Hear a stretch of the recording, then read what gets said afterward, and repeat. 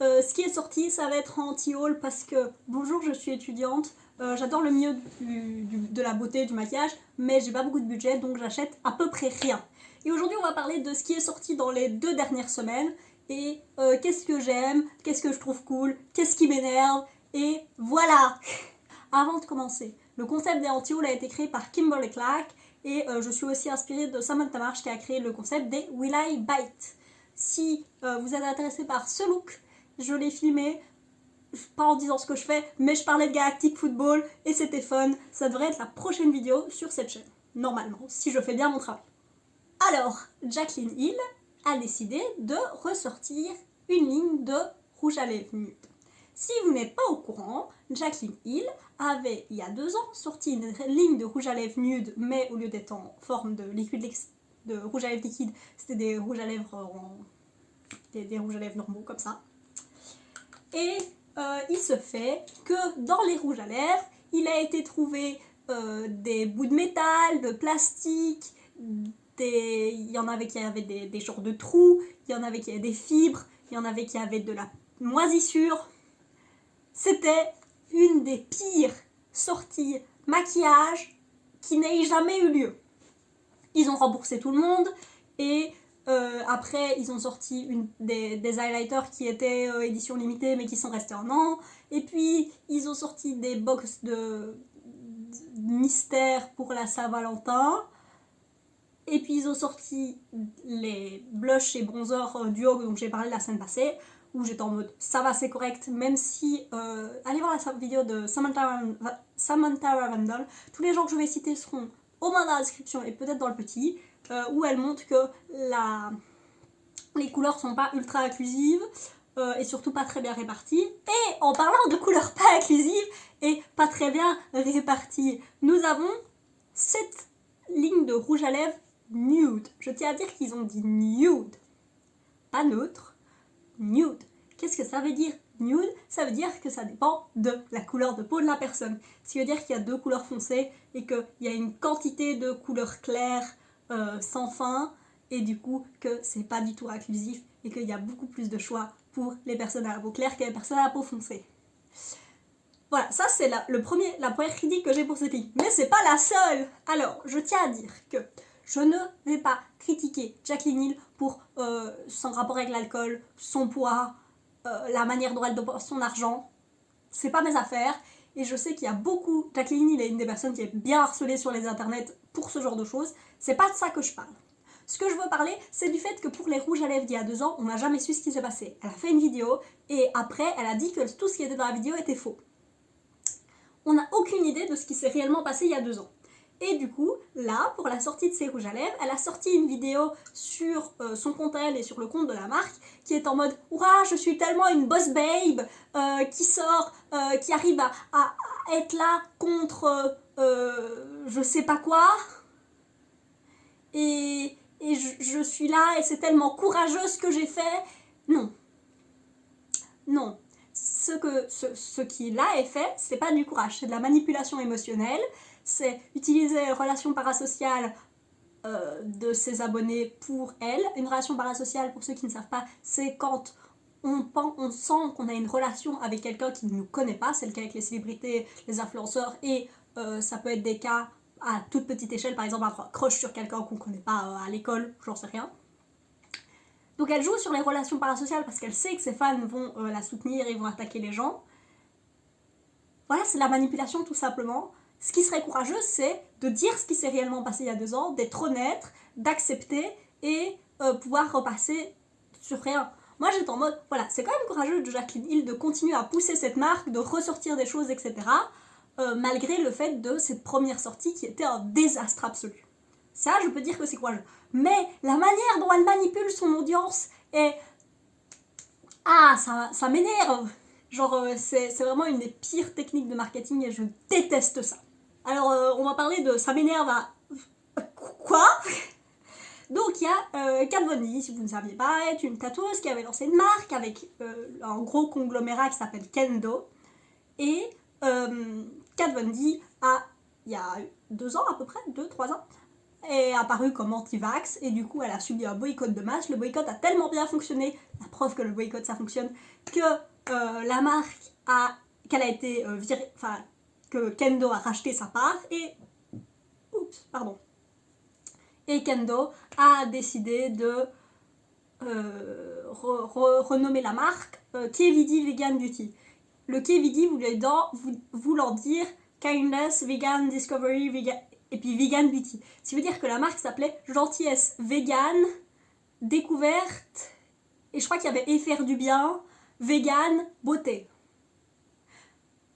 Ah, il pleut. Bon, bah vous allez avoir un petit bruit de fond de pluie, que de ce que j'ai compris, la marque n'a pas réussi à se relancer, etc.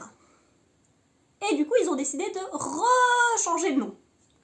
Est-ce qu'ils ont décidé de changer les initiales? Non. Est-ce qu'ils ont... Non. Du coup, pour moi, déjà, il y a plusieurs faits... Ah oui, ils l'ont changé en Cara Veritas. Je sais plus ce que c'est du latin. Le Cara avec un K, ça ne se dit pas comme ça. C'est avec un C. Ils ont dit que ça voulait dire Value to Beauty, mais ça se traduit pas comme ça. Ça n'a aucun sens. Virez le Kat Von D. Je revirerai le KVD.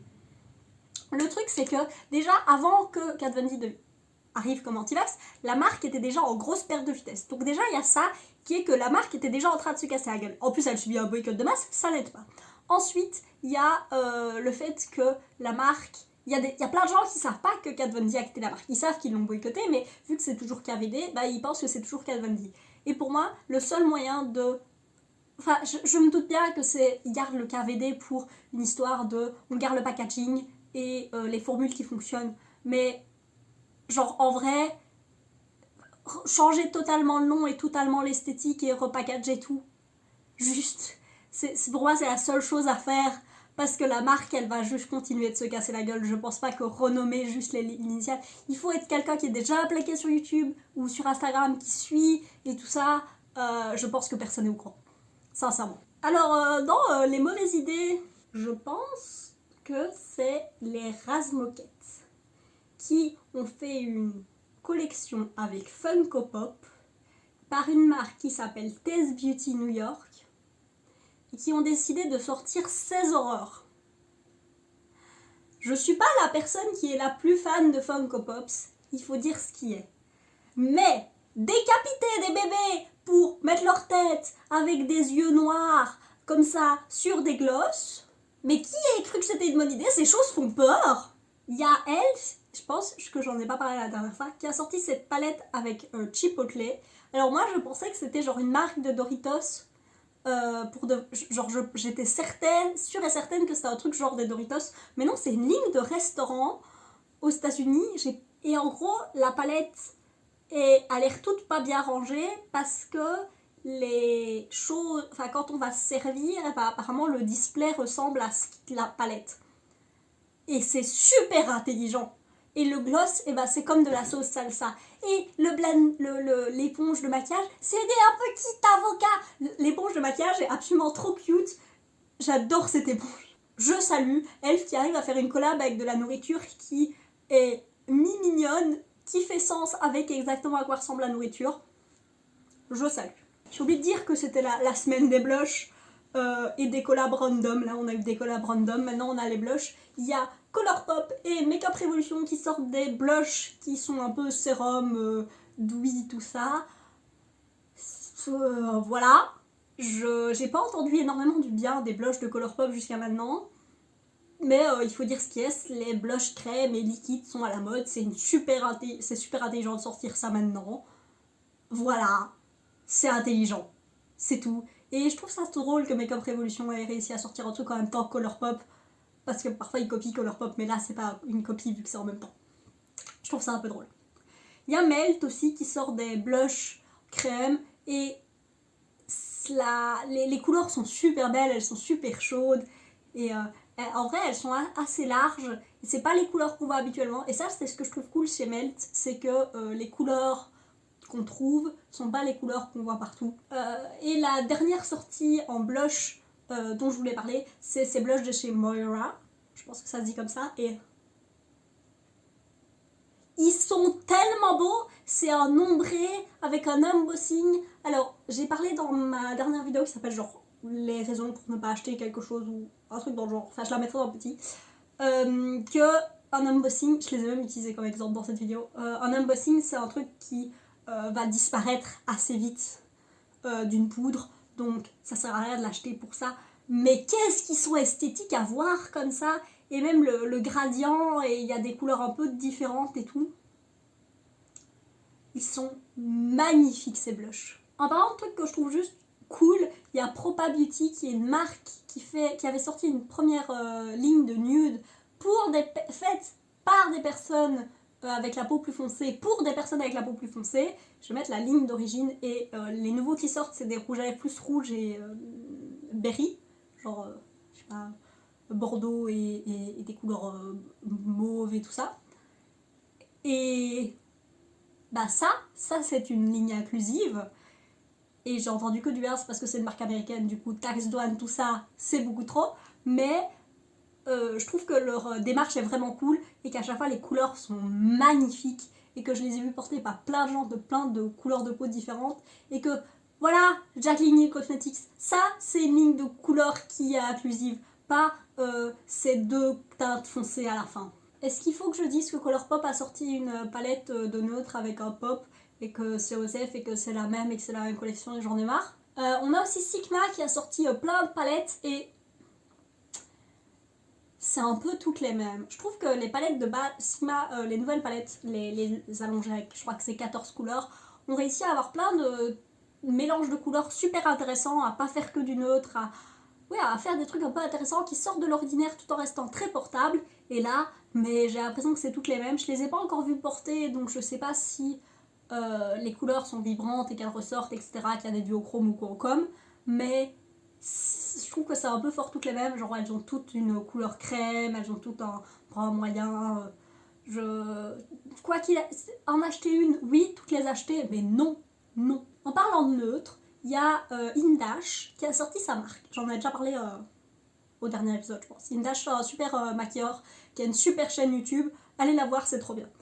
Et du coup, il a sorti une palette et alors la palette coûte 70$, c'est cher, mais en gros chaque couleur est pressée de manière à ce que ce soit un gradient et c'est vraiment une palette qui est faite pour des maquilleurs professionnels pour avoir vraiment tout dans une seule palette et pouvoir faire l'entièreté du visage de personnes avec toutes les couleurs de peau. Et je trouve que cette palette est super intelligente et que c'est un produit qui est différent, innovant, mais qui fait sens et qui garde son luxe.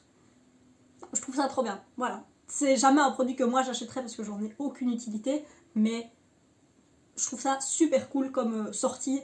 Je trouve ça très très cool de se dire que voilà, c'est la première sortie d'une marque. Dans les efforts à inclusivité, il y a House Lab. House Labs, je les soutiens pas parce qu'ils sont vendus juste par Amazon, c'est la marque de Lady Gaga.